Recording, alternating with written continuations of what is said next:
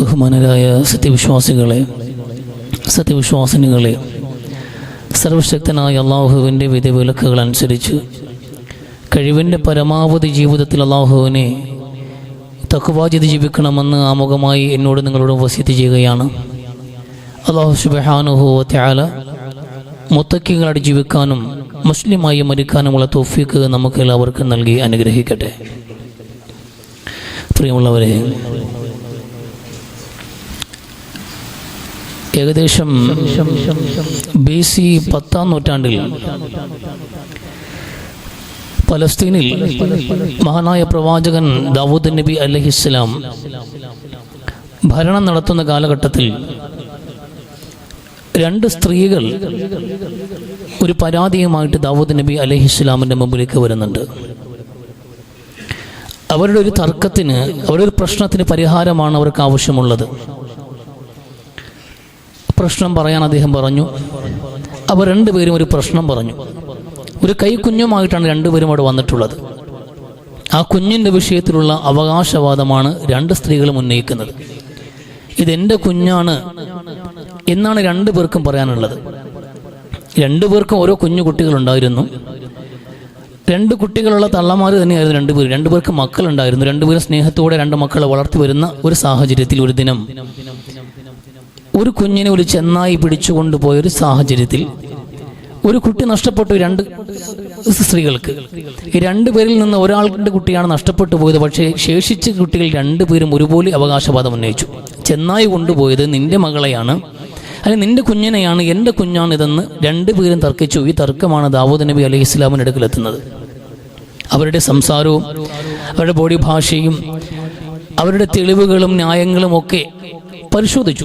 അന്ന് പരിമിതികളുണ്ട്. ഇന്നത്തെ ശാസ്ത്രങ്ങളും അല്ലെങ്കിൽ DNA ടെസ്റ്റ് നടത്തുന്ന സംവിധാനങ്ങളൊന്നും ഇല്ലല്ലോ. അതുകൊണ്ട് തന്നെ അവരുടെ മൊഴികൾ പരിശോധിക്കുകയും സാക്ഷിമൊഴികൾ പരിശോധിക്കുകയും ഒക്കെ കഴിയാവുന്ന വിധത്തിലുള്ള പരിശോധനകളൊക്കെ നടത്തിയിട്ട് ദാവൂദ് നബി അലൈഹി ഇസ്ലാമിന് ഒരു തീർപ്പിലെത്താൻ കഴിഞ്ഞില്ല.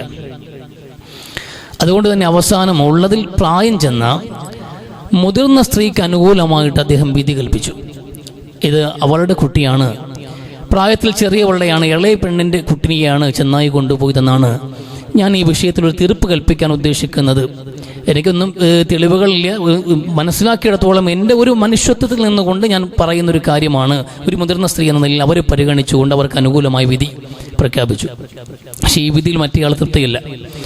അവൾ പിന്നെയും തർക്കം തുടർന്നു. ആ വേദി വിട്ട ശേഷവും തർക്കം തുടർന്നു. നമുക്ക് ഒരാളോട് കൂടി മധ്യസ്ഥത വേണം, ഒരു അഭിപ്രായം ഒരിടത്തു കൂടി നമ്മുടെ എന്തെങ്കിലും തർക്കം എത്തിക്കണമെന്ന നിലയിൽ ആ തർക്കം ഉന്നയിക്കുകയും സുലൈമാൻ നബി അലൈഹി ഇസ്ലാമിൻ്റെ മുമ്പിലേക്ക് ഈ തർക്കം പിന്നെ രണ്ടാമതെത്തുകയും ചെയ്തു. അവിടെ ഈ പ്രശ്നം അവതരിപ്പിച്ചിട്ട് ഈ കുട്ടിയുടെ വിഷയത്തിൽ ഇതാണ് പ്രശ്നങ്ങൾ. സുലൈമാൻ നബി അലൈഹി ഇസ്ലാം ഇതിനെക്കുറിച്ച് വലിയ ഗൗരവത്തിൽ തന്നെ ഒരു പഠനം നടത്തി നോക്കി. പക്ഷേ എന്നിട്ടും ഒരു തീർപ്പിലെത്താൻ കഴിയുന്നില്ല അദ്ദേഹത്തിന്. അതുകൊണ്ട് തന്നെ അദ്ദേഹം പറഞ്ഞൊരു കാര്യം ചെയ്യും, ഈ തർക്കം എങ്ങനെ നിൽക്കുകയാണ്, നിങ്ങൾ രണ്ടുപേരും വിട്ടുകൊടുക്കാൻ തയ്യാറാകുന്നില്ല, നമുക്കൊരു എവിഡൻസ്, ഒരാൾക്ക് അനുകൂലമായി വിധിക്കാവുന്ന വിധം തെളിവുകളും ലഭിക്കാത്തൊരു സാഹചര്യത്തിൽ തർക്കം വേണ്ട, രണ്ടുപേർക്കും പപ്പാതി തരാം, രണ്ടുപേർക്കും പപ്പാതി ഇരിക്കട്ടെ. അതുകൊണ്ടൊരു കത്തി കൊണ്ടുവന്ന് നമുക്ക് ഈ കുട്ടിയെ രണ്ടായി കഷ്ണിച്ചിട്ട് രണ്ടുപേർക്കും പാതി തന്നു വിടാമെന്ന് സുലൈമാൻ നബി അലൈഹി ഇസ്ലാം പറയുമ്പോൾ പ്രായത്തിൽ ഇളയ പെണ്ണ് പെട്ടെന്ന് മുന്നിലേക്ക് വന്നിട്ട് പറഞ്ഞു, അരുത്, എൻ്റെതല്ല, ഞാൻ കള്ളിയാണ്, ഞാൻ ഇതുവരെ പറഞ്ഞതെല്ലാം കള്ളമാണ്, ഇതെൻ്റെ കുഞ്ഞല്ല, ഇത് അവളുടെ കുഞ്ഞ് തന്നെയാണ്, അതുകൊണ്ട് ഇതിനെ രണ്ടായി മുറിക്കേണ്ട, അവൾക്ക് കൊടുത്തേക്കൂ എന്ന് വളരെ സങ്കടപ്പെട്ടുകൊണ്ട് കണ്ണ് നിറഞ്ഞുകൊണ്ട് ഈ സ്ത്രീ പറയുമ്പോൾ സുലൈമാൻ നബി അലൈഹിസ്സലാം, ഈ ഇളയവളുടേതാണ് ഈ കുഞ്ഞ്, ഈ പറഞ്ഞവൾ എൻ്റേതല്ല എന്നും ഞാൻ ഇതുവരെ കള്ളം പറഞ്ഞു എന്ന് പറഞ്ഞ ഈ ഉമ്മയാണ്, ഈ മാതൃത്വമാണ് ഞാൻ ഇത്രയും നേരം അന്വേഷിച്ചത്.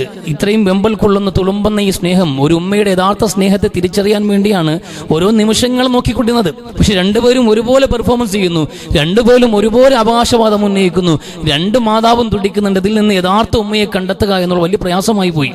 അതുകൊണ്ട് അവസാനം ഇങ്ങനെ ഒരു തന്ത്രം പ്രയോഗിക്കുമ്പോഴാണ് യഥാർത്ഥ ഉമ്മ പുറത്തു വന്നിട്ട്, കുട്ടിയെ നിങ്ങൾ മുറിക്കണ്ട, രണ്ട് കഷ്ണമാക്കണ്ട, അവളുടെ മകനാണ്, എൻ്റെ മകൻ നന്നായി ജീവിക്കട്ടെ എന്ന നിലയിൽ സ്ത്രീ നിലപാട് സ്വീകരിക്കുന്നതും സുലൈമാൻ നബി അലൈഹി ഇസ്ലാം ഈ ഇളയ സ്ത്രീകൾക്ക് അനുകൂലമായിട്ട് ഈ കുഞ്ഞിനെ വിധിക്കുകയും ചെയ്യുന്നത്. ഇത് BC 10-ാം നൂറ്റാണ്ടിൽ നടക്കുന്നൊരു സംഭവമാണ്. ദാവൂദ് നബി അലൈഹി ഇസ്ലാം പലസ്തീനുള്ളൊരു കാലഘട്ടത്തിൽ. പക്ഷെ ഞാനിവിടെ പറഞ്ഞതിൻ്റെ കാര്യം, ഈ മാതൃത്വം എന്നുള്ളത്, ഒരു ഉമ്മ എന്നുള്ളത്, അത് അന്ന് കാലം മുതലൊക്കെ തുടങ്ങിയിട്ട് ഇന്ന് വരെയും ഉമ്മ എന്നുള്ളത് വിവക്ഷിക്കാൻ കഴിയാത്ത ഒരു മഹത്തായ പ്രസ്ഥാനമാണ്. വാക്കുകളും കൊണ്ടും വിശദീകരിക്കാൻ കഴിയാത്ത ഒരു സ്നേഹ സാമ്രാജ്യമാണ് ഉമ്മ എന്നുള്ളത്. അത് മനസ്സിലാക്കാൻ ഇന്ന് പൊതുസമൂഹത്തിന് ജനങ്ങൾക്ക് കഴിയാതെ പോകുന്നുണ്ടോ എന്നുള്ളതാണ് ആ ചർച്ച വളരെ പ്രസക്തമാക്കുന്നത് ഈ കാലഘട്ടത്തിൽ. നമ്മൾ ഉമ്മ എന്നതൊക്കെ എല്ലാവർക്കും ഉമ്മമാരുണ്ട്, ഉമ്മമാരും വാപ്പമാരും ഒക്കെ ഉള്ള ആൾക്കാരാണ്. പക്ഷെ എന്നിരുന്നാൽ പോലും ആ ഉമ്മയുടെ ഗൗരവവും മഹത്വവും ഒക്കെ മനസ്സിലാക്കാതെ പോകുന്ന ഒരു കാലഘട്ടത്തിലൂടെയാണ് നമ്മൾ കടന്നു പോകുന്നത് എന്നതാണ് എൻ്റെ ഒരു ആലോചന. കാരണം കാണുന്ന കാഴ്ചകൾ അങ്ങനെയാണ്. നമുക്ക് ചുറ്റും കാണുന്ന കാഴ്ചകളിൽ ഇന്ന് പാർശ്വവൽക്കരിക്കപ്പെട്ടവരായി, അകറ്റി നിർത്തപ്പെട്ടവരായി, അല്ലെങ്കിൽ അക്രമങ്ങൾക്കിരയാകുന്നവരായിട്ട് ഉമ്മമാർ മാറുന്ന സാഹചര്യം. മാതാപിതാക്കൾ പൊതുവെ മക്കൾ വളർന്ന് സ്വയം സ്വന്തം കാലിൽ നിൽക്കാൻ പരുവപ്പെടുന്നത് വരെ മാത്രം ആശ്രയിക്കുന്ന രണ്ട് വ്യക്തികൾ എന്നതിനപ്പുറത്തേക്ക് മാതാപിതാക്കളോട് കടമകളും കടപ്പാടുകളും ഉള്ളതുപോലെ മക്കൾ വളരുന്നില്ല, പെരുമാറുന്നില്ല എന്നത് ഒരു വലിയ അപകടകരമായ ഒരു അന്തരീക്ഷമാണ്. ഇപ്പം ഇന്നലത്തെ രണ്ട് വാർത്തകൾ ഞെട്ടിക്കുന്ന വാർത്തകളാണ്. ഈ മഞ്ചേശ്വരത്ത് സ്വന്തം അമ്മയെ തല്ലിക്കൊന്നിട്ട് ആ അമ്മയെ കരിച്ചു കളഞ്ഞൊരു ചെറുപ്പക്കാരൻ. ഈ സ്വന്തം അമ്മയെ തല്ലിക്കൊന്നിട്ട് കത്തിച്ചു കളഞ്ഞു. വീടടക്കം ഒരു അമ്മയെ ഒരു മകൻ കത്തിച്ചു കളയാണ്. മാറിപ്പുറത്ത് കോട്ടയത്ത് വരുമ്പോൾ കോട്ടയത്ത് സ്വന്തം അമ്മയെ കഴുത്തറുത്ത് കൊല്ലാണ് ഒരു മകൻ. ചെറുപ്പക്കാരായ രണ്ടാൾക്കാരാണ്. എത്ര കഷ്ടപ്പെട്ടാണ് ഒരു അമ്മ ഒരു മകനെ പോറ്റി വളർത്തി ഇവിടെ വരെ എത്തിക്കുന്നത്. പക്ഷെ അവരുടെ ഭാഗത്ത് ഇത് ഒറ്റപ്പെട്ട സംഭവവുമല്ല, ഇത് കണക്ക് സമാനമായ സംഭവങ്ങൾ സമൂഹത്തിൽ വ്യാപകമായി നടന്നുകൊണ്ടിരിക്കുകയാണ്. ഈ ഉമ്മയെ മനസ്സിലാക്കാൻ സമൂഹം ഇനിയും പഠിച്ചിട്ടില്ലാത്തതുപോലുള്ള സാഹചര്യമാണ് നമുക്ക് കണ്ടുവരുന്നത്. ദുർബലയാണല്ലോ അവർ. നമ്മൾ കൈ ഓങ്ങിയാൽ നമ്മളൊന്ന് കൈ ഓങ്ങിയാൽ അത് തടുക്കാനുള്ള കെൽപ്പങ്ങും ഉമ്മമാർക്കില്ല. അതുകൊണ്ട് ആഞ്ഞടിക്കാമെന്നുള്ള അനുവാദം, ആ തൻ്റെ ഇടം, ആ അഹന്ത മനുഷ്യൻ എവിടെ നിന്നാ പഠിച്ചത്? നമ്മളെ പോറ്റി വളർത്തി നിസ്സഹരായ നമ്മൾ നിന്നപ്പോ ഒന്ന് എഴുന്നേറ്റ് നിൽക്കാൻ പോയിട്ട് നമ്മുടെ വിശപ്പ് പറയാൻ പോലും ഒരു ഭാഷ അറിയാതെ കരഞ്ഞപ്പോ മാത്രം നമ്മുടെ വിശപ്പ് മനസ്സിലാക്കിയിട്ട് നമ്മൾ നൊമ്പരപ്പെട്ട് കരഞ്ഞ ചെറിയ പ്രായങ്ങളിൽ മാതാപിതാക്കൾ നമ്മുടെ വേദന മനസ്സിലാക്കിയിരുന്നു. ഒരു ഭാഷയുടെ ആവശ്യം അവർക്കുണ്ടായിരുന്നില്ല. വിശപ്പല്ല ഇത് വിശപ്പിന്റെ കരച്ചിലല്ല, ഇത് വേദനയുടെ കരച്ചിലാണെന്ന് പറഞ്ഞിട്ട് നമ്മളെ വാരിയെടുത്ത് ഹോസ്പിറ്റലിലേക്ക് ഓടിക്കൊണ്ട് ചെന്നിട്ട് നിർത്താതെ കരയുന്നു എൻ്റെ മകൻ. അവൻ്റെ എന്തോ വേദനയുണ്ടെന്ന് പരിശോധിച്ച് കഴിയുമ്പോൾ ചെവി വേദനയാണ്, അല്ലെങ്കിൽ മറ്റെന്തെങ്കിലും വേദനയാണ്, അല്ലെങ്കിൽ പനിയാണ്.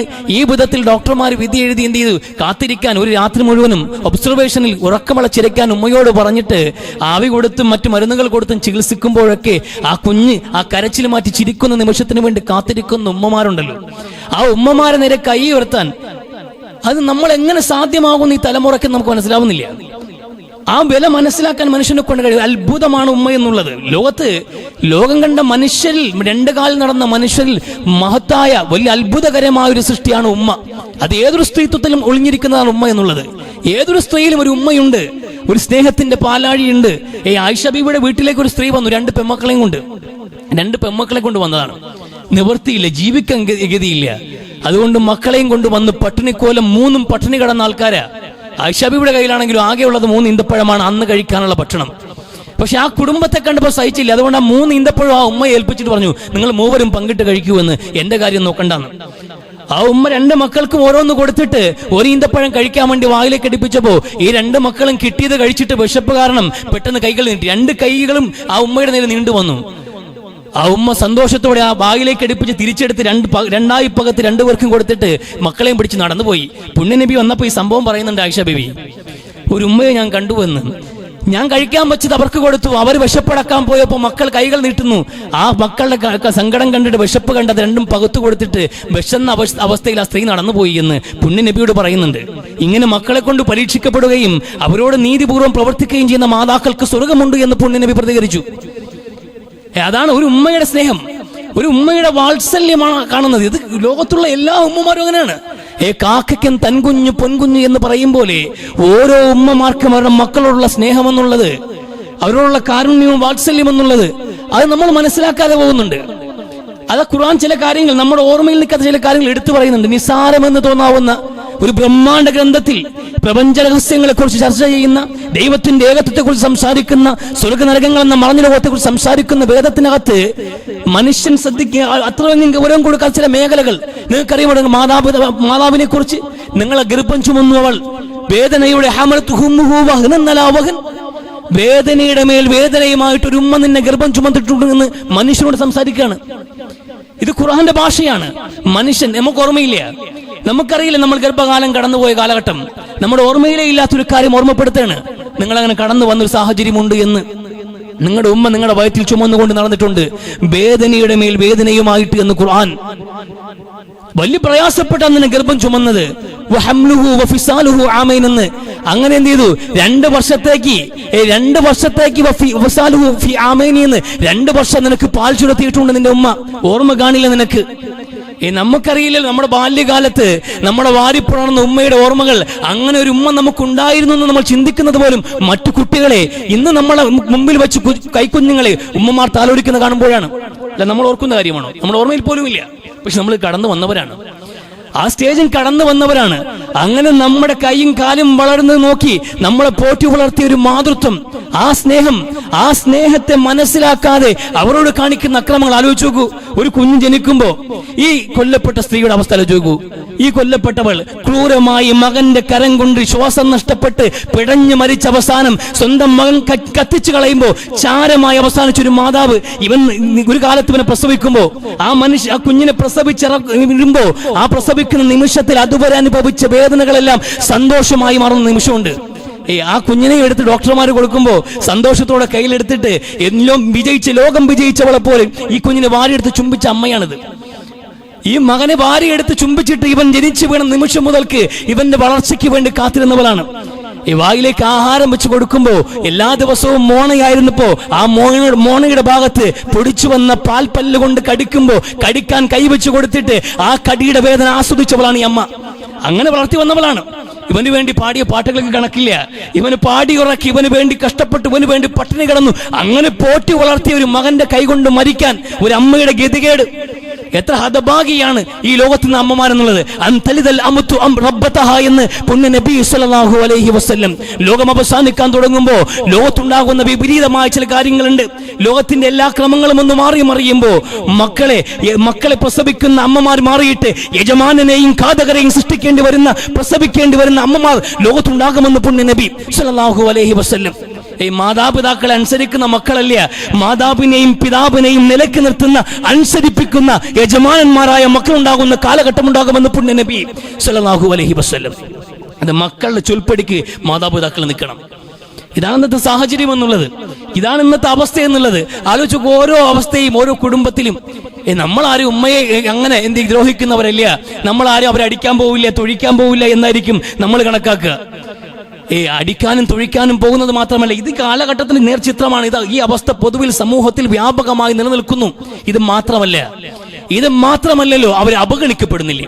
നമ്മളെ ഈ കാലഘട്ടത്തിൽ ഈ പരിഷ്കാരികളായ നമ്മളെ സംബന്ധിച്ചിടത്തോളം പുരോഗമന കാലഘട്ടത്തിൽ പ്രസവിച്ചതിന്റെയും പെറ്റെടുത്തതിന്റെയും പോറ്റി വളർത്തിയതിന്റെയും കണക്കുകൾ പറയുന്നത് പോലും നമുക്ക് അതൊക്കെ വളരെ മോശപ്പെട്ട ഒരു പ്രയോഗമായിട്ടാണ്. അതിന്റെ പേരിൽ കടമകളോ അതിന്റെ പേരിൽ അവകാശങ്ങളോ പെറ്റതിന്റെയും പോറ്റതിന്റെയും പേരിൽ അവകാശം പറയുന്നത് പോലും ജാള്യതയായി കാണുകയും അത് പരിഷ്കൃത സമൂഹത്തിന് ചേർന്നതല്ല എന്ന് പറഞ്ഞ് മുഖം ചുളുക്കുകയും ചെയ്യുന്ന പുരോഗമനവാദികളായി നമ്മൾ മാറിയിട്ടില്ലേ. അതിന്റെ പേരിൽ അവകാശമോ എന്ന്? അങ്ങനെയൊന്നും അവകാശവും ഇല്ലാന്ന്. ഓരോ മനുഷ്യനും അവൻ്റെതായ ജീവിതമുണ്ട്, അവൻ്റെതായ അവകാശങ്ങളുണ്ട്, അവൻ്റെതായ സ്വാതന്ത്ര്യങ്ങളുണ്ട്. ഓരോ വ്യക്തിക്കും അവന്റെ സ്വപ്നങ്ങളും സന്തോഷങ്ങളും ഉണ്ട്. അതിന് പിറകെ ചിറക് കെട്ടി പറക്കുമ്പോൾ എന്തിനാണ് പ്രായം ചെന്ന മാതാപിതാക്കൾ ബാധ്യതയാക്കുന്നത്? അത് വേണ്ടെന്ന്. അത് അവരുടെ ലൈഫ് കഴിഞ്ഞു, അവരുടെ ടേൺ കഴിഞ്ഞിട്ടുണ്ട്. അവർക്കൊരു നല്ല പ്രായമുണ്ടായിരുന്നു, നല്ലൊരു കാലഘട്ടം ഉണ്ടായിരുന്നു. അവർ അടിച്ചു പൊളിച്ചുകൂടെ ജീവിച്ച കാലഘട്ടം കടന്നു പോയിട്ടുണ്ട്. ഇനി നമ്മുടെ കാലഘട്ടമാണ്, ഇതെന്റെ ടൈമാണ്, ഞാൻ ജീവിക്കട്ടെ. അതുകൊണ്ട് പ്രായം ചെന്ന വാർദ്ധക്യമുള്ളവർ മാറി നിൽക്കാൻ, എന്റെ വഴിക്ക് തടസ്സമാകാതെ അച്ഛനും അമ്മയും ഒന്ന് മാറി നിൽക്കണമെന്ന് പറയുന്നതാണ് ഇന്നത്തെ ജീവിതത്തിന്റെ സ്റ്റൈല് അല്ലെ? അതല്ലേ യാഥാർത്ഥ്യം, അതല്ലേ? പക്ഷെ നമ്മുടെ മാതാപിതാക്കൾ ഇതൊക്കെ മനസ്സിലാക്കുന്നില്ല.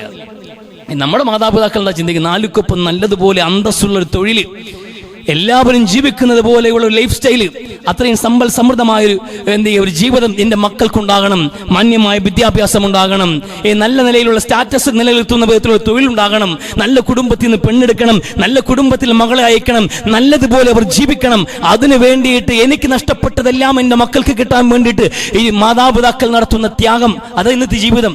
അവസാനം ഈ ത്യാഗത്തിന് അവസാനം എല്ലാം കഴിഞ്ഞ് ഈ ത്യാഗമൊക്കെ കഴിയുമ്പോൾ കറിവേപ്പില പോലെ പുറത്ത്, ചട്ടിക്ക് പുറത്താ സ്ഥാനം.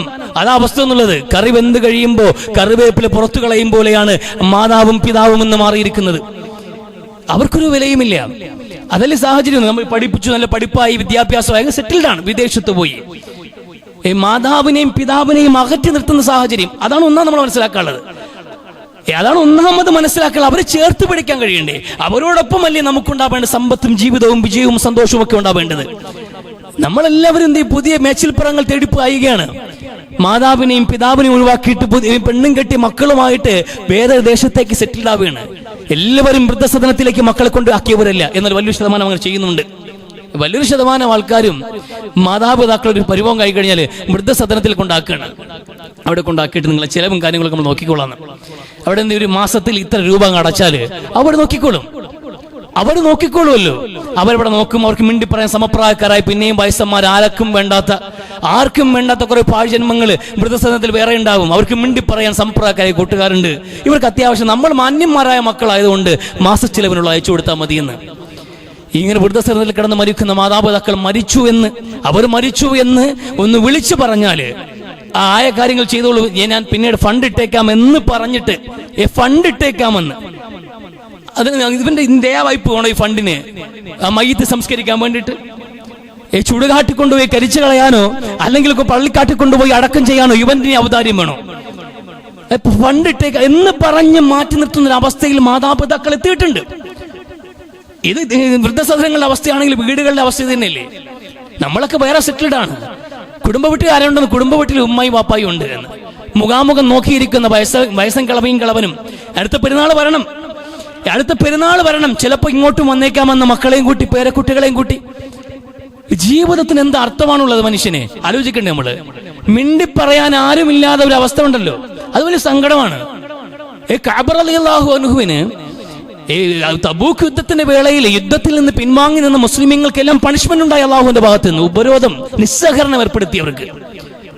അവർക്ക് കാരണമുണ്ടായിരുന്നില്ല പറയാൻ. യുദ്ധത്തിൽ നിന്ന് അവർ മാറി നിന്നു, റസൂലിനൊപ്പം പുറപ്പെടാതെ. ചില അവർ അതിബുദ്ധി കാണിച്ചതാണ് പിന്നെ അബദ്ധമായത്.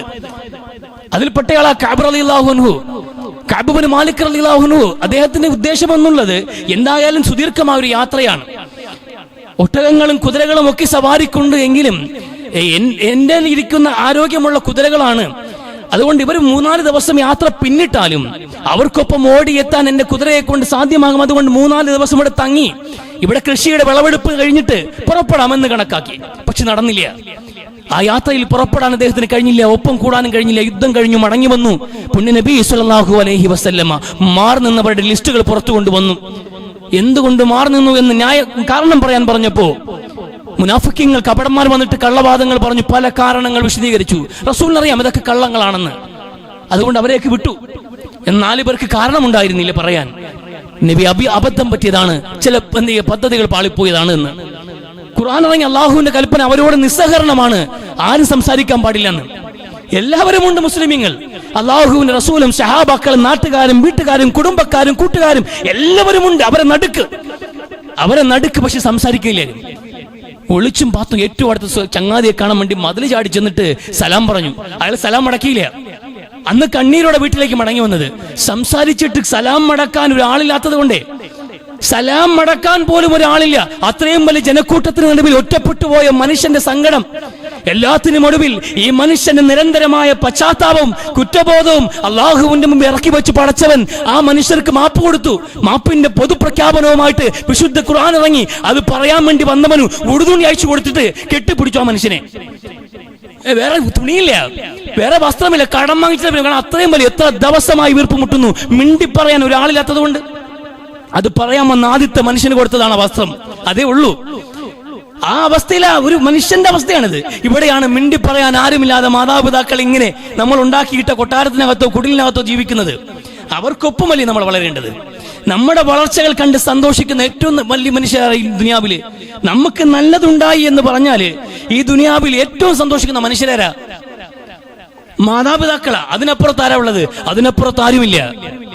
മാതാപിതാക്കൾക്ക് മുകളിലായിട്ട് ആരുമില്ല എന്ന് പുണ്യനബി പറഞ്ഞല്ലോ. വൃക്ഷങ്ങൾക്കിടയിൽ ഒരു മരമുണ്ട്, ആ മരത്തിന്റെ ഉപമ എന്നുള്ളത് വിശ്വാസിയെ പോലെയാണെന്ന്. ഒരു സദസ്സില് അറിയുമോ നിങ്ങൾക്ക് ഉത്തരം പറയാൻ? സഹാബത്ത് ആരും മറുപടി പറഞ്ഞില്ല, ആർക്കും ഉത്തരം അറിയില്ലായിരുന്നു. റസൂൽ മറുപടി പറഞ്ഞു, ഹിയൻ നഖൽ, അത് ഈന്തപ്പനയാണെന്ന്. സദസ്സ് പിരിഞ്ഞുപോയി. ആ സദസ്സിൽ നിന്ന് എല്ലാവരും വീട്ടിലേക്ക് പോകുമ്പോ ഇബ്നു ഉമർ റളിയല്ലാഹു അൻഹു പറഞ്ഞു, ബാപ്പാ എനിക്ക് അതിന്റെ ഉത്തരം അറിയാമായിരുന്നു. ഉമർ റളിയല്ലാഹു അൻഹുവിനോട് പറയണം, അബ്ദുല്ലാഹ് ഇബ്നു ഉമർ റളിയല്ലാഹു അൻഹു, സത്യത്തിൽ അതിന്റെ ഉത്തരം എനിക്കറിയാമായിരുന്നു, അത് നഖലാണെന്ന്, അത് ഈന്തപ്പനയാണെന്ന് എനിക്കറിയാമായിരുന്നു എന്ന്. എന്താ നീ പറയാത്തതെന്ന്. അവൻ ഞാൻ വാപ്പ ഇവിടെ ഇരിക്കുമ്പോ, ഇത്രയും സീനിയേഴ്സ് അവിടെ ഇരിക്കുമ്പോ ഞാൻ എങ്ങനെയാ പറയുക? അതിൽ ഞാൻ ലജ്ജിച്ചു എന്ന് ഉമർ റളിയല്ലാഹു അൻഹു പറഞ്ഞൊരു വാക്കുണ്ട്, മോനെ നീ അത് അവിടെ പറഞ്ഞിരുന്നെങ്കിൽ ഈ ദുനിയാവ് മൊത്തം എനിക്ക് കിട്ടുന്നതിനേക്കാളും എനിക്ക് സന്തോഷം ഉണ്ടാകുമായിരുന്നു, അഭിമാനം ഉണ്ടാകുമായിരുന്നു. നീ എന്റെ മകനാണ്, എന്റെ മകൻ അവിടെ ഉത്തരം പറഞ്ഞു, എന്റെ മകൻ മിടുക്ക് കാണിച്ചു, എന്റെ മകൻ മിടുക്കനാണെന്ന് തെളിയിച്ചിട്ടുണ്ട്, അവൻ കാര്യഗ്രാഹ്യതയുള്ളവനാണ്, ബുദ്ധിയുള്ളവനാണെന്ന് തെളിയിച്ചു എന്ന് പറയുമ്പോ ഒരു പിതാവ് എന്ന നിലയിൽ ഞാൻ അഭിമാനിക്കായിരുന്നില്ലേ? അതാണല്ലോ മക്കളുടെ വളർച്ചയിൽ ഒരു മാതാപിതാക്കളെ പോലെ സന്തോഷിക്കുന്ന അഭിമാനിക്കുന്ന ഒരാളും ഉണ്ടാവില്ല. പക്ഷെ അവരിങ്ങനെ മാറ്റി നിർത്തപ്പെട്ടിരിക്കുകയാണ്, അവരിങ്ങനെ അകറ്റി നിർത്തപ്പെട്ടിരിക്കുകയാണ്. നമ്മുടെ വീട്ടിൽ പോലും അവർക്ക് എന്നില്ലേ സ്ഥാനമില്ല. ഇനി വീട്ടിനകത്തുണ്ടെങ്കിൽ അവിടെ അവകാശവും ഇല്ല അവർക്ക്. വീട്ടിൽ അവർക്ക് വേണ്ടി ഒരു ചെറിയ റൂം, അതിൽ അങ്ങനെയാണല്ലോ നമ്മൾ എവിടെ ഏത് വീട്ടിൽ പോയാലും അവർക്ക് വേണ്ടി ഒരു ചെറിയ റൂം. അത് അവർക്ക് ചെറുതായി പോയത്, അവർക്ക് ചെറുതായി പോയ കാര്യം തന്നെ. അവിടെ എ സി ഇല്ലാത്ത, ബാത്റൂം അറ്റാച്ച്ഡ് അല്ലാത്ത, ഉള്ളതിൽ ചെറിയൊരു റൂം. ആ റൂമാണ് ഉമ്മയുടെ റൂം, അതേ കൊടുക്കൂ. അത് അങ്ങനെ തരംതിരിച്ചിട്ടിരിക്കുകയാണ്. കാരണം അവർക്ക് പരിഭവമില്ലല്ലോ, പരാതികളില്ലാത്ത അലക്കുകാരി അതാ ഉമ്മ. അവർക്ക് പരാതിയില്ല. നീ അടുക്കളയിൽ കിടക്കാൻ വന്നാലും കിടക്കും. കാരണം നിന്നോടൊപ്പം ചിലവഴിക്കുന്ന സമയം നീക്ക് വിശക്കുന്നു, ആഹാരം കഴിച്ചു, ഇതൊക്കെ അന്വേഷിക്കുന്ന ഒരു സ്ത്രീയാണ്. പക്ഷെ നമ്മൾ എങ്ങനെയാണ് മനുഷ്യർ ഇങ്ങനെ ചിന്തിക്കുന്നത്? വലിയ ഗൗരവമുള്ളൊരു വിഷയമാണ്. എല്ലാ മനുഷ്യർക്കും ഉമ്മമാരുണ്ട്, ഇവരെയൊക്കെ ഇങ്ങനെ വളർത്തി പോറ്റിയെടുത്ത് കൊണ്ടുവരുന്ന ആൾക്കാരാണ്. ഉമ്മയുടെ സങ്കടത്തെ, ഉമ്മയെ കണ്ട് ഓർമ്മകൾ ചെറുത് മാത്രമേ ഉള്ളൂ റസൂലിന്.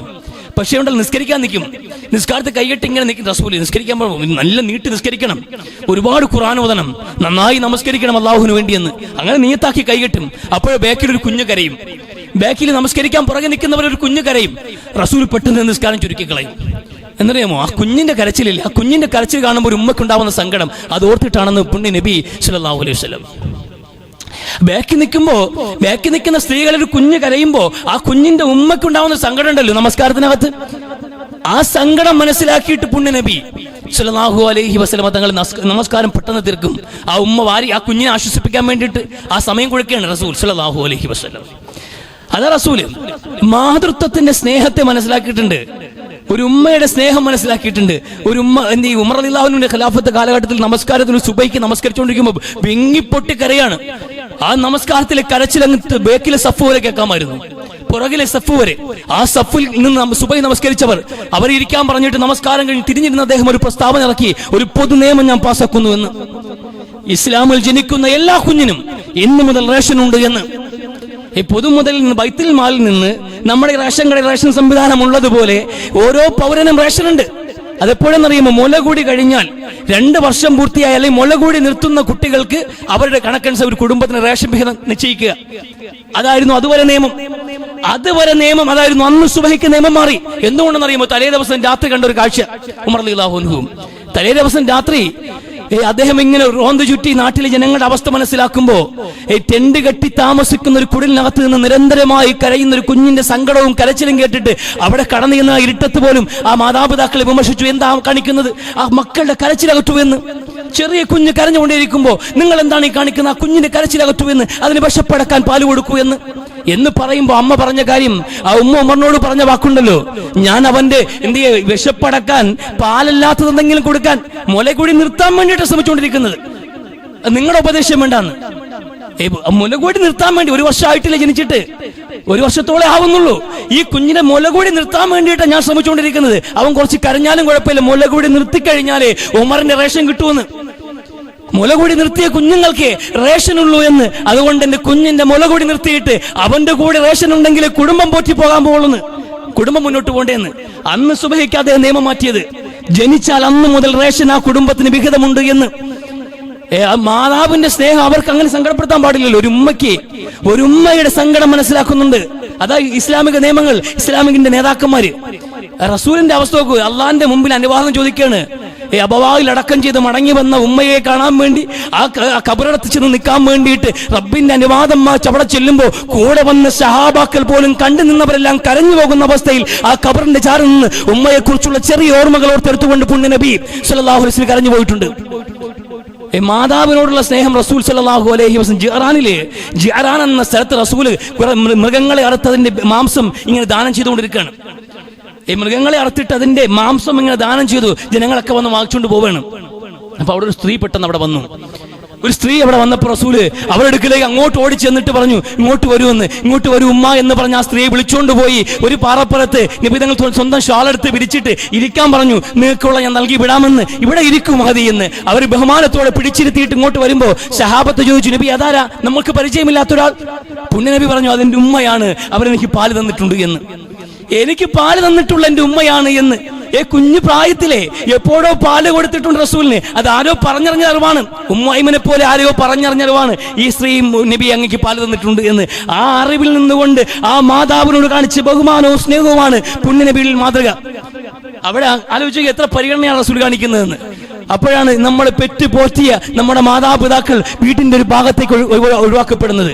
അവരുടെ ആഗ്രഹങ്ങൾക്ക് പരിഗണനയില്ല, അവരുടെ ആവശ്യങ്ങൾ നിറവേറ്റുന്നതിൽ മുൻഗണനയില്ല, അതൊന്നുമില്ല, ഈ അവഗണന. എന്നിട്ട് നിങ്ങൾ എങ്ങോട്ട് പോയി, എവിടെ പോയി നിൽക്കും? ഇതൊക്കെ കാണിച്ചിട്ട് നിങ്ങൾ വരെ ഇങ്ങനെ ഒരു ഒതുക്കി നിർത്തിയിട്ട് മനുഷ്യരെ റബ്ബിന്റെ മുമ്പിലേക്ക് പോകുന്നത്. അള്ളാഹുവിനോടുള്ള കടമയെ കുറിച്ച് സംസാരിച്ചു കഴിഞ്ഞാൽ പിന്നെ ചേർത്ത് പറഞ്ഞ അവകാശം അത് മാതാപിതാക്കളുടെ അവകാശമാണ്.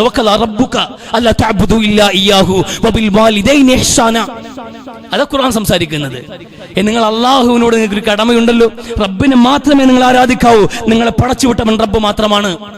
എന്നിട്ട് അല്ലാഹ് പിന്നെന്താ പറയുക, മാതാപിതാക്കൾക്ക് നിങ്ങൾ ഗുണം ചെയ്യണമെന്ന്.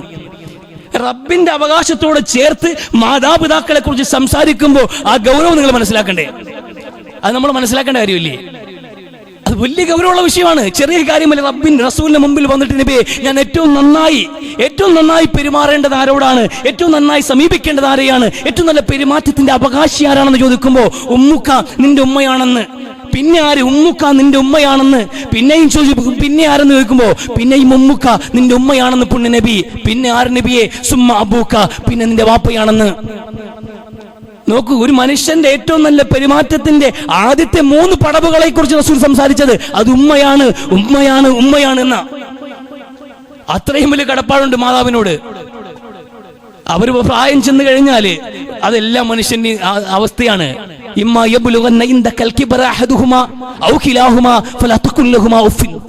മാതാപിതാക്കൾക്ക് പ്രായവും അത് പ്രകൃതിയുടെ നിയമമാണ്. ഇനി നീ മാതാവും പിതാവുമായി ഇന്ന് ജീവിക്കുന്നതായിരിക്കും, നാളെ നിന്റെ അവസ്ഥ ഇത് തന്നെയാണ്. നമ്മളൊക്കെ ഈ അവസ്ഥയിലേക്ക് എത്തും, പ്രായം ചെല്ലും. ഇത് പ്രകൃതി സംവിധാനമാണ്. ഈ നമ്മളെപ്പോലെ ചുറുചുറുപ്പുള്ള നല്ല ചോരത്തിളപ്പുള്ള പ്രായം അവർക്കും കടന്നു വന്നിട്ടുണ്ട്. അതൊക്കെ കടന്നു പോയവരെ അവർ നല്ല പ്രായം കടന്നു പോയിട്ടുണ്ട്. പക്ഷെ ഈ പ്രായം ചെല്ലുമ്പോ കണ്ണിന്റെ കാഴ്ചകൾ കുറയും, കേൾവി കുറയും. അതൊക്കെ നമുക്ക് വലിയ പ്രശ്നമാണ് അല്ലേ? നമുക്ക് ഒന്നുകൂടി അവർ ചോദിച്ചാല് കേൾവിയുടെ പ്രശ്നം കൊണ്ടാ, അല്ല നിങ്ങളെ പരിഹസിക്കാൻ വേണ്ടിയാണോ? അല്ല, കേൾവിയുടെ കുറവുകൊണ്ടാ, അറിയാനുള്ള ആഗ്രഹമുണ്ട്. അപ്പൊ അതുകൊണ്ട് ചോദിക്കും, എന്താ മക്കളെ അപ്പൊ രണ്ടാമത് പറയാൻ നമുക്ക് വലിയ ബുദ്ധിമുട്ടാ. അങ്ങനെ ഒന്നുമില്ലമാന്ന് നിങ്ങളുടെ പറഞ്ഞില്ലാന്ന് അല്ലേ? അത് നമ്മളെ മറുപടി. അവരെ ഒഴിവാക്കണം. ഇനിയൊന്നും പറഞ്ഞുകൊണ്ട് നിൽക്കാൻ മെനക്കെടാൻ വയ്യാത്തോണ്ടേ. അത് കേൾവിയുടെ കുറവാ, അത് മനുഷ്യ സഹജമായി സംഭവിച്ചതാ, പടച്ചവും വെച്ചതാ. പിന്നെ കുറുവി പോവും. നിങ്ങൾക്ക് ചൂണ്ടിക്കാണിക്കാവുന്ന ഇങ്ങനെ തടിയും മണ്ണവും ഉണ്ടാവൂല. എത്ര തടിയും മണ്ണുള്ളവനാണെങ്കിലും പ്രായം കൂടുന്തോറും ചുരുങ്ങി തന്നെ വരും. കൊച്ചു മനുഷ്യനായിരിക്കും, നിങ്ങൾ വലിയ പെടാ ആളായിരിക്കും, നാട്ടിലെ പ്രമാണിയായിരിക്കും, രാഷ്ട്രീയക്കാരനായിരിക്കും, നേതാവായിരിക്കും, വലിയ ഉദ്യോഗസ്ഥനായിരിക്കും. നിങ്ങൾക്കൊപ്പം ഒരേ ലെവൽ ജീവിക്കുന്നവരുടെ മുമ്പിൽ ഇതെന്റെ ഉമ്മയാണ് എന്ന് ചൂണ്ടിക്കാണിക്കാൻ ഒരുപക്ഷെ നിങ്ങൾക്ക് വലിയ രൂപം ഉണ്ടാവില്ല. അതുകൊണ്ട് ഉമ്മയെ പൊതുസദസ്സിൽ കൊണ്ടുപോകാറില്ല പലരും. ചൂണ്ടിക്കാണിക്കാൻ പലർക്കും വിഷമമാണ്. എന്നെ പോയി പെറ്റെടുത്തത് ഈ സ്ത്രീയാണ്, ഈ ഉമ്മയാണ് എന്ന് പറയാൻ എന്നെ നിങ്ങൾ എന്തെങ്കിലും ബഹുമാനിക്കുന്നുണ്ടെങ്കിൽ, ഞാനിന്ന് എന്തെങ്കിലും ആയിട്ടുണ്ടെങ്കിൽ നിങ്ങൾ ഈ കാണുന്ന സാധാരണക്കാരിയായ ഈ സ്ത്രീയുടെ ത്യാഗമാണ് എന്ന് പറയാൻ, അതിൽ അഭിമാനിക്കാൻ മക്കളെ കൊണ്ടാവണ്ടേ? അവിടെയല്ലേ അവർ ജീവിതം വിജയിക്കുക. ഞങ്ങൾ വിജയിച്ചു എന്നൊരു ഉമ്മയ്ക്ക് തോന്നുക. എന്റെ മകനെ ഞാൻ വളർത്തി വലുതാക്കി അവൻ നല്ലവനായി, ഇന്ന് എന്നോട് നന്ദിയും കടപ്പാടുമുള്ളവനായി മാറി, സമൂഹത്തോട് കടപ്പെട്ടവനായി മാറി, നന്മ മാത്രം വിരിയിക്കുന്നവനായി എന്റെ മകൻ വളർന്നു എന്നതിൽ അഭിമാനത്തോടെ ഓരോ മാതാവിനും പിതാവിനും ഈ ദുനിയാവെന്ന് കളം വിടാൻ മക്കൾ നന്നായിട്ട് ഈ രീതിയിൽ പ്രതികരിക്കണ്ടേ? ഇതില്ല, ഈ ഒരു അവസ്ഥയില്ല. ഏറ്റവും നന്നായി നമ്മൾ പെരുമാറേണ്ടവർ അവർ അവഗണിക്കപ്പെട്ടു, ഒഴിവാക്കപ്പെട്ടു. അവർ സംസാരിക്കുന്ന ഇതില്ലേ? നമ്മൾ ഈ പ്രായം ചെന്നതിന്റെ പേരിൽ ഉണ്ടാകുന്ന ബുദ്ധിമുട്ടുകളൊക്കെ അതൊക്കെ നമ്മൾ മനസ്സിലാക്കണം. ഇതേ അവസ്ഥയിൽ നമ്മളും എത്തേണ്ടവരാണ്. അതുകൊണ്ട് പരിഗണന വേണം അവർക്ക്. ഒന്നാം പരിഗണന ഒരു വീട്ടിനകത്ത് മാതാവിന് തന്നെയാണ്, രണ്ടാം പരിഗണന പിതാവിന് തന്നെയാണ്. അത് കഴിഞ്ഞേ ഭാര്യ മക്കളുള്ളൂ. വീട്ടിലെ എന്തൊക്കെ വേണോന്ന് അല്ലെ? വീട്ടിൽ നമ്മളാണല്ലോ ഒരു സാധനങ്ങളെല്ലാം മേടിക്കുക. എല്ലാ സാധനങ്ങളും മേടിച്ചു കൊണ്ടെത്തിക്കുന്നത് നമ്മളാണ്. നമ്മൾ ഓരോ സമയത്ത് നമ്മൾ ആദ്യം ഈ ബാല്യവും കൗമാരവും ഒക്കെ കഴിഞ്ഞ് യുവത്വത്തിലേക്ക് വന്ന് നമുക്കൊരു കുടുംബമൊക്കെ ആയി കഴിയുമ്പോൾ കുടുംബത്തിൻ്റെ ആവശ്യങ്ങൾ നമ്മളെ നിറവേറ്റി. അതുകൊണ്ട് വീട്ടിൽ നിന്ന് പുറത്തുനിന്ന് ഇറങ്ങുമ്പോൾ അല്ലെങ്കിൽ വാട്സപ്പിൽ മെസ്സേജ് ഇടുമ്പോൾ നമ്മൾ എന്തൊക്കെ വേണ്ടതെന്ന്, അപ്പോൾ മക്കൾക്ക് ഇന്ന വേണം, ചോക്ക് വേണം, പെൻസിൽ വേണം, പേന വേണം, ചോക്ലേറ്റ് വേണം, ഐസ്ക്രീം വേണം, വീട്ടിലത്തേക്ക് പഞ്ചസാര വേണം, തേയില വേണം, എല്ലാം ചോദിച്ചിട്ടുണ്ട്. ഈ ഉമ്മയ്ക്കും വാപ്പയ്ക്കും എന്ത് വേണമെന്ന് ചോദിച്ചിട്ടില്ല. നിരന്തരമായി ലിസ്റ്റ് എടുക്കും, എല്ലാവർക്കും ഉള്ളത് വാങ്ങിച്ചുകൊണ്ട് വരും. പക്ഷെ ഉമ്മയ്ക്കും വാപ്പയ്ക്കും ചോദിച്ചിട്ടില്ല. എന്നാലും ഒരു ദിവസം അവർ വന്നിട്ട് പറയും, മക്കളെ മരുന്ന് തീർന്നു കേട്ടോ, ഗുളിക വയ്ക്കണവരെന്ന് പറയും. പക്ഷെ അന്ന് വൈകുന്നേരവും വീട്ടിൽ വെള്ളം എല്ലാം വാങ്ങിച്ചിരിക്കും. ഉമ്മാരെ കാര്യം മറന്നു ഉമ്മാന്ന് പറയും, അയ്യോ ഗുളിയുടെ നാളാവട്ടെ. അതുമാത്രം മറന്നു പോകും. അവർക്ക് സങ്കടവും പരിഭവവും ഇല്ല, അത് മാത്രം നമ്മൾ മറന്നു പോകും. അതാണ് നമ്മുടെ അവസ്ഥ, അതാണ് അവസ്ഥ. അത് മറക്കാൻ പാടില്ലാത്ത ഒന്ന് അവരാവശ്യമായിരുന്നു ഒന്നാമത് കൊടുക്കേണ്ടത്. നമ്മൾ ചരിത്രം പറഞ്ഞു പോയവരാണ്. ചരിത്രം പറഞ്ഞു പോയ റസൂൽ സല്ലല്ലാഹു അലൈഹി വസല്ലം തങ്ങൾ പറഞ്ഞൊരു കഥയുണ്ടല്ലോ. സ്വന്തം ഭാര്യയും മക്കളും വിശന്ന് കാൽ കീഴി കിടന്ന് കരയുമ്പോഴും മാതാപിതാക്കൾക്ക് കൊടുത്തിട്ടേ ഞാൻ ഈ ഭക്ഷണം എൻ്റെ മക്കൾക്ക് വിളമ്പൂ എന്ന് പ്രതിജ്ഞ എടുത്തിട്ട് മാതാവിൻ്റെയും പിതാവിൻ്റെയും കട്ടിലിന് ചാരെ ഉറങ്ങാൻ കിടന്ന മാതാപിതാക്കൾക്ക് തലയ്ക്ക് മാട്ട് നിന്ന ഒരു മകന്റെ ചരിത്രം പറയുന്നുണ്ട് റസൂൽ സല്ലല്ലാഹു അലൈഹി വസല്ലം. അയാളെ കയ്യിൽ പാലുണ്ട്, ഒരു പാത്രം നിറച്ച് പാലുണ്ട്. പക്ഷെ ഉമ്മയും വാപ്പയും ഉറങ്ങിപ്പോയി. അവർക്ക് വിശന്നുറങ്ങിയവരാണ്. അവർ ഉണർന്നിട്ട് അവർക്ക് ഈ പാല് കുടിപ്പിച്ചിട്ടേ കാലിൽ കിടന്ന് കരയുന്ന മക്കളുടെ വിശപ്പകറ്റൂ എന്ന് പറഞ്ഞു നിന്ന് ആ പ്രവൃത്തി, ആ സൽപ്രവൃത്തി അല്ലാഹുവേ നീ സ്വീകരിച്ചെങ്കിൽ എന്നെ ഒന്ന് സഹായിക്കണേ എന്ന് ഒരു പ്രതിബന്ധത്തിൽ പെട്ടുപോയപ്പോ, ഒരു ഗുഹയ്ക്കകത്ത് പെട്ടുപോയപ്പോ ഒരു മനുഷ്യൻ പ്രാർത്ഥിച്ചിട്ടുണ്ട് എങ്കിൽ, ആ പ്രാർത്ഥന സ്വീകരിച്ചിട്ടുണ്ട് എങ്കിൽ, നമുക്ക് എല്ലാവർക്കും മുകളിൽ നിൽക്കേണ്ടതല്ലേ ഉമ്മ, എല്ലാവർക്കും മുകളിൽ നിൽക്കേണ്ടതല്ലേ വാപ്പ? എന്തുകൊണ്ട് അവരെ ഒഴിവാക്കി? നമ്മൾ തിരിഞ്ഞു നോക്കില്ലേ? നമ്മള് ഇവിടെ 5 വർഷത്തിനകത്തൊരു വാർത്ത വന്നു. ഈ ഡൽഹിയിലോ അല്ലെങ്കിൽ മുംബൈയിലോ ഉള്ളൊരു വാർത്തയാണ്. ഒരു ഫ്ലാറ്റിനകത്ത് ഒരു സ്ത്രീ മരിച്ചിരിക്കുന്നു. ഒരു സ്ത്രീ കസേരയിൽ മരിച്ചിരിക്കുകയാണ്. മരിച്ചിരുന്ന ബോഡി എടുത്ത് അഴുവിത്തെളിഞ്ഞെല്ലാം കഴിഞ്ഞു, ദ്രവിച്ച ഒരു അവസ്ഥയായി. 6 മാസങ്ങൾക്ക് മുമ്പ് മരിച്ചവരാണ്. 1 വർഷത്തിന് മുമ്പ് വെക്കേഷനിൽ ലണ്ടനിൽ നിന്ന് വന്ന ഈ മക്കളും കുടുംബവും വന്നിട്ട് ഇവിടെ നിന്ന് തിരിച്ചുപോയി ലണ്ടനിൽ ഇറങ്ങിയിട്ട് ഈ ഫ്ലാറ്റിലേക്ക് ഒരു ഫോൺ വന്നു, ഞങ്ങൾ ഇങ്ങ് എത്തിയെന്ന്. അതിനുശേഷം പിന്നെ അവർ അടുത്ത വെക്കേഷന് വന്ന് കതവ് തുറന്നപ്പോ 6 മാസം മുമ്പ് കസേരയിരുന്ന് മരിച്ചുപോയ ഒരു സ്ത്രീ അവർ പുറത്തെടുക്കാണ്. ആലോചിച്ച് നോക്കുകയാണ്, എത്രയൊക്കെ പഠിപ്പിച്ചു, എത്ര നിലയിലെത്തിച്ചു, എവിടെ എത്തിയവര്? മക്കളൊക്കെ വലിയ നിലയിലാണ്. അങ്ങ് കാനഡയിലാണ്, ലണ്ടനിലാണ്, അമേരിക്കയിലാണ്. ഈ മരിച്ചു കിടന്നിട്ട് ഒന്ന് എടുക്കാൻ 6 മാസം കഴിഞ്ഞിട്ട് ദ്രവിച്ചു പോയി ജഡമെടുത്ത് സംസ്കരിക്കേണ്ട അവസ്ഥ ഒരു മാതാവിന് വന്നെങ്കിൽ, അങ്ങനെ എത്ര സംഭവങ്ങളാ പുഴുവരിക്കുന്ന ജന്മങ്ങളായിട്ട് അഴിവ് തൊളിഞ്ഞിട്ട് പല വീടുകളും കിടക്കുകയാണ്. ആമക്കളും പെമ്മക്കളും ഒക്കെ ഇപ്പൊ കണക്കാ. പണ്ടൊക്കെ പെമ്മക്കളാണെങ്കിൽ നോക്കൂന്ന് പറയായിരുന്നു, ഇടുക്കങ്ങോട്ടും കൈയുരുട്ടി. പെമ്മക്കളെ, ഉമ്മയെ പാവം ഇടി കൊണ്ടാലും കുഴപ്പമില്ല, വിശപ്പിന് പരിഹാരമാണല്ലോ. 3 നേരത്തി 1 നേരമെങ്കിൽ ഇവൾ വിളമ്പണതേ കിട്ടൂ എന്ന് കണക്കാക്കുന്ന, അവളിട്ട എച്ചിലെ തിന്നാൻ കിട്ടുമെന്ന് കണക്കാക്കിയിട്ട് സ്വന്തം മകളുടെ പ്രഹരങ്ങൾ ഏറ്റുവാങ്ങിക്കൊണ്ട് സ്വന്തം മരുമകളുടെ ഇടിയും ചവിട്ടും കൊണ്ട് വീട്ടിൽ കിടക്കുന്ന അവസ്ഥയുണ്ട്. എത്രയോ മാതാപിതാക്കൾക്കുണ്ട്. പക്ഷെ ആ അവസ്ഥ നമ്മുടെ വീടുകൾ ഉണ്ടാകാൻ പാടില്ല. ചെറിയ കാര്യമല്ല. ഇതുകൊണ്ട് നിങ്ങൾ ഇങ്ങനെ അവരെ ഒഴിവാക്കിയിട്ട് നിങ്ങൾ ഈ ദുനിയാവിന്റെ മുകളിൽ എത്ര വലിയ സാമ്രാജ്യം പണിതാലും അതൊന്നും നിൽക്കൂല റബ്ബിന്റെ മുമ്പിൽ. നിങ്ങൾ വലിയ ചാരിറ്റി പ്രവർത്തകരായിരിക്കും. നാട്ടിൽ നിങ്ങളെ സഹായിക്കാൻ എങ്ങനെ ഗൂഗിൾ പേ വഴി അയച്ചു നാട്ടുകാരെ സഹായിക്കാനൊക്കെ വലിയ മനസ്സാ. പബ്ലിസിറ്റി കിട്ടുന്നിടത്തൊക്കെ പള്ളിക്ക് കൊടുക്കാൻ നമുക്ക് വലിയ മനസ്സാ. പക്ഷെ ഉമ്മയും വാപ്പയും പരിഗണിക്കൂല. പരാതികളും പരിഭവങ്ങളും ഇല്ലാത്തതുകൊണ്ടായിരിക്കും. പക്ഷെ പടച്ചവന്റെ പുസ്തകത്തിൽ ഉണ്ടാവും. അതുകൊണ്ട് ഒന്നാം പരിഗണന മാതാവിന് കൊടുക്കുന്ന ഒരു കടപ്പാട് മറന്നു പോകാതെ അവരെ ചേർത്ത് പിടിക്കാൻ കഴിയണം. അള്ളാഹു തൗഫീഖ് നൽകി അനുഗ്രഹിക്കട്ടെ. പ്രിയമുള്ളവരെ, ആദരവായ റസൂൽ സല്ലല്ലാഹു അലൈഹി വസല്ലമയുടെ അടുക്കിലേക്ക് വന്ന ഒരാൾ നബിയോട് അനുവാദം ചോദിക്കുന്നുണ്ട്. റസൂലെ, എനിക്ക് സൈനിക സേവനത്തിനുള്ള അനുവാദം നൽകണം. ജീവമരണ പോരാട്ടമാണ് ഉദ്ദേശിക്കുന്നത്, ഇസ്ലാമിന് വേണ്ടി, അള്ളാഹുവിന് വേണ്ടി. നാളെ പരലോകത്ത് രക്തസാക്ഷിയായി കടന്നു വരാൻ വേണ്ടിയിട്ട് ഒരവസരം, ദുനിയാവിൽ എങ്ങനെയും പരലോകം നേടണം, അള്ളാഹുവിൻ തൃപ്തിയിലേക്ക് എത്തണം എന്നുള്ള ഒരു താല്പര്യം, അതിതീവ്രമായ ആഗ്രഹം കൊണ്ടാണ് ഓരോ മനുഷ്യരും വന്നിട്ട് ജിഹാദിന് വേണ്ടിയൊക്കെ അനുവാദം ചോദിക്കുക. പുണ്യനബി സല്ലല്ലാഹു അലൈഹി വസല്ലം തങ്ങൾ മറുപടി പറയുന്നത്, മാതാപിതാക്കൾ ആരെങ്കിലും ജീവിച്ചിരിക്കുന്നുണ്ടോ എന്നാണ്. അവർ പറഞ്ഞു 2 പേരും ജീവിച്ചിരിക്കുന്നുണ്ട്. പറഞ്ഞു ഫഫീഹിം അഫജാഹിദ് എന്ന റസൂൽ പറഞ്ഞത്. എന്നാൽ പിന്നെ അവിടെയാണ് നിന്റെ ജിഹാദ് എന്ന്. നമ്മൾ ഒരു സമൂഹത്തിൽ നിന്ന് സൈനിക സേവനത്തിന് വേണ്ടി ആൾക്കാരെ കിട്ടുക എന്നുള്ളതാണ് എല്ലാ ഘട്ടത്തിലും പ്രയാസമെന്നുള്ളത്. അങ്ങനെ ആരെങ്കിലുമൊക്കെ കയറി യുദ്ധത്തിന് വരാമെന്ന് പറഞ്ഞാലും ശരിയാവില്ലല്ലോ. നല്ല ചെറുപ്പക്കാർ ഉശിരുള്ള ആൾക്കാർ വേണമല്ലോ. അപ്പം അതുകൊണ്ട് ഇങ്ങോട്ടൊരാൾ വരാമെന്ന് പറഞ്ഞാൽ പെട്ടെന്ന് എടുക്കുക എന്നുള്ളതാണ് സാധാരണഗതിയിൽ ചെയ്യുക, പ്രത്യേകിച്ച് പണ്ട് കാലങ്ങളിൽ. അങ്ങനെ എന്ത് ചെയ്യുക, ഇവിടെ ഈ പ്രതിഫലങ്ങൾക്കും അപ്പുറത്തേക്ക് വലിയ ശമ്പള സ്കെയിലൊന്നും ഇല്ലാത്തൊരു കാലഘട്ടം കൂടിയാണല്ലോ അത്. പക്ഷെ അവിടെ അതിനുവേണ്ടി വന്നവനോട് റസൂല് പറഞ്ഞൊരു കാര്യമെന്നുള്ളത്, കാരണം ജിഹാദിനും ഒരു പടി മുകളിലാണ് മാതാപിതാക്കൾക്ക് ഗുണം ചെയ്യുക എന്നുള്ളത്. ഈ യുദ്ധസേവന രംഗത്ത് പ്രവർത്തിക്കുന്നതിനേക്കാളും പ്രമുഖമായ ഒരു പ്രവൃത്തി, പടച്ചവന് പ്രിയപ്പെട്ട പ്രവൃത്തി മാതാപിതാക്കൾക്ക് സേവനം ചെയ്യലാണെന്നാണ് റസൂൽ പഠിപ്പിക്കുന്നത്. അത് വ്യക്തമായി പറഞ്ഞ മറ്റൊരു ഹദീസോടെ റസൂലിന്റെ മുമ്പിൽ വന്ന് ചോദിക്കുന്നു, നബി അള്ളാഹുവിന് ഇഷ്ടപ്പെട്ട കർമ്മം ഏതാണ്? അയ്യുൽ അമലി അഹബ്ബു ഇലല്ലാഹ്. റസൂൽ പറഞ്ഞു അസ്സലാത്തു വലാ വഖ്തിഹ, 5 നേരം കൃത്യമായി നമസ്കരിക്കലാണെന്ന് പുണ്യ നബി സല്ലല്ലാഹു അലൈഹി വസല്ലം. സുമ്മായി, പിന്നെ ഏതാണ് നബി എന്ന് റസൂൽ പറഞ്ഞു, ബിറുൽ വാലിദൈൻ, മാതാപിതാക്കൾക്ക് ഗുണം ചെയ്യലാണ് എന്ന്. പിന്നെ ഏതാണ് നബി എന്ന്, അൽ ജിഹാദു ഫീ സബീലില്ലാഹ്, അള്ളാഹുവിൻ്റെ മാർഗത്തിലുള്ള ധർമ്മസമരമാണ് എന്ന്. റാബി പറയുന്നുണ്ട്, ഞാൻ ഇനിയും ചോദിച്ചിരുന്നുവെങ്കിൽ എന്നോട് ഇനിയും റസൂൽ കൃത്യമായി ഉത്തരം പറയുമായിരുന്നു. പക്ഷേ എൻ്റെ ചോദ്യം വ്യക്തമാണ്, എൻ്റെ മറുപടിയും തൃപ്തികരമായത് കിട്ടിക്കഴിഞ്ഞു. ജിഹാദിന് എത്രാമത്തെ സ്ഥാനമാണ്, ജിഹാദിന് മുമ്പ് ഏതൊക്കെ പറയുന്നുണ്ട് എന്നതാണ് ആ മനുഷ്യൻ അറിയേണ്ടിയിരുന്നത്. അയാൾ അറിഞ്ഞു, അയാൾക്ക് ഉത്തരമായതുകൊണ്ട് പിന്നെ ഞാൻ ചോദിക്കാവുന്നതില്ല. പിന്നെയും ചോദിച്ചിരുന്നുവെങ്കിൽ വ്യക്തമായ ഒരു ക്രമത്തിൽ അള്ളാഹുവിൻ്റെ റസൂൽ ലിസ്റ്റ് ഔട്ട് ചെയ്യുമായിരുന്നുവെന്ന് ആ സഹാബി പറയുന്നുണ്ട്. നോക്കൂ, 5 നേരം കൃത്യമായി സമയത്ത് നമസ്കരിക്കുക കഴിഞ്ഞാൽ പിന്നെ ഏറ്റവും പ്രധാനപ്പെട്ട പ്രവൃത്തി എന്നുള്ളത് അത് മാതാപിതാക്കൾക്ക് ഗുണം ചെയ്യലാണെന്ന് പുണ്യ നബി സല്ലല്ലാഹു അലൈഹി വസല്ലം. അള്ളാഹുവിന് ഏറ്റവും പ്രിയപ്പെട്ടതാണ്. അത്രയും പ്രാമുഖ്യതയുണ്ട്. യുദ്ധരംഗത്ത് സേവനം ചെയ്യുന്നതിനേക്കാൾ പ്രധാനപ്പെട്ടതാണ് മാതാപിതാക്കൾക്ക് ഗുണം ചെയ്യുന്നത് എന്ന് റസൂല് പഠിപ്പിക്കുമ്പോൾ അത് നമ്മൾ അവമതിക്കേണ്ട ഒരു മേഖലയല്ലല്ലോ, നമ്മൾ അവഗണിച്ച് കളയേണ്ട ഒരു മേഖലയല്ലല്ലോ, പ്രധാനപ്പെട്ടതാണ്. നമുക്ക് വാർദ്ധക്യമുള്ള മാതാപിതാക്കൾ ഉണ്ടാവുക എന്നുള്ളത് ഒരു മനുഷ്യന് കിട്ടുന്ന ഏറ്റവും വലിയ അനുഗ്രഹമാണ്.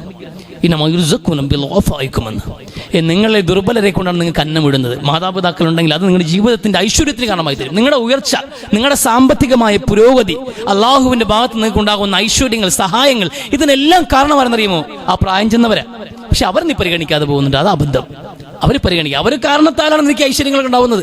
ആ പ്രായം ചെന്നവർ ഉണ്ടാവുകയും അവർക്ക് നീ കൃത്യമായി സേവനം ചെയ്യുകയും അവർ നിന്റെ തൃപ്തിയോടുകൂടി നിന്റെ വിഷയത്തിൽ തൃപ്തരായ നിന്റെ മാതാപിതാക്കൾക്ക് മരണം ഭരിക്കാൻ ചെയ്യുകയും ചെയ്തിട്ടുണ്ടെങ്കിൽ അതിനേക്കാൾ വലിയ ഭാഗ്യമുണ്ടോ? അത് വലിയൊരു സൗകര്യമല്ലേ, വലിയൊരു ഭാഗ്യമല്ലേ? പരലോകത്തേക്കൊരു മനുഷ്യന് അവശേഷിക്കുന്ന ഏറ്റവും വലിയ ഒരു നന്മയാണ് മാതാപിതാക്കൾക്കൊരു മനുഷ്യൻ ചെയ്യുന്ന ഉപകാരങ്ങൾ. അപ്പൊ ആ പ്രായം ചെന്ന മാതാപിതാക്കൾ ഉണ്ടാവുക എന്നുള്ളത് ഒരു മകനെ സംബന്ധിച്ചിടത്തോളം, ഒരു മകളെ സംബന്ധിച്ചിടത്തോളം വലിയൊരു സൗഭാഗ്യമാണ്, പ്രത്യേകിച്ച് ഒരു മകനെ സംബന്ധിച്ചിടത്തോളം. അതുകൊണ്ട് തന്നെ ഈ നമ്മുടെ മാതാപിതാക്കള് നമ്മുടെ വീട്ടിൽ ഒന്നാം പരിഗണന കൊടുക്കുകയും ഏറ്റവും നന്നായി നല്ല വാക്ക് പറയുക, മോശമായ വാക്ക് പറയാനേ പാടില്ല, അത് പറയാൻ പാടില്ലെന്ന്. അവരോട് മോശമായതൊന്നും പറയരുത്, അവർക്ക് അതൃപ്തി ഉണ്ടാക്കുന്ന, സങ്കടം ഉണ്ടാക്കുന്ന ഒന്നും പറയാൻ പാടില്ല.